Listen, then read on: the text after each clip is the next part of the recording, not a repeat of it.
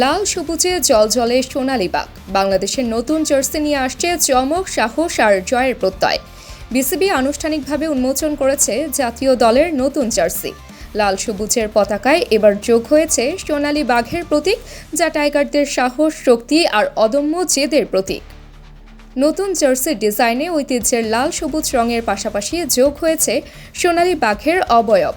এই বাঘ শুধু ডিজাইন নয়, এটি বাংলাদেশ দলের আগ্রাসী মনোভাব ও শিরোপা জয়ের লক্ষ্যের প্রতীক। জার্সির পেছনে লেখা বাংলাদেশ শব্দটি আরও বোল্ড ও গর্বিত। অধিনায়ক শান্ত থেকে শুরু করে তাসকিন, রিশাদ সবাই নতুন জার্সিতে উজ্জ্বল। শান্ত বলেছেন, এই জার্সি পরেই মাঠে নামব দেশের জন্য জয় এনে দিতে। 20 ফেব্রুয়ারি ভারতের বিরুদ্ধে প্রথম ম্যাচ দিয়ে শুরু হবে বাংলাদেশের যাত্রা।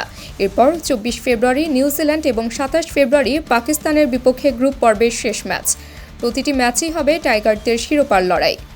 এই টুর্নামেন্টে ইতিহাস গড়বে বিসিবি। প্রথমবারের মতো 9টি ভাষায় ধারাভাষ্য শুনতে পারবেন দর্শকরা। ইউটিউব, ফেসবুক সহ 16টি প্ল্যাটফর্মে লাইভ দেখুন ম্যাচ। তাবাসসুম হকানিকা, ই সময়, ঢাকা।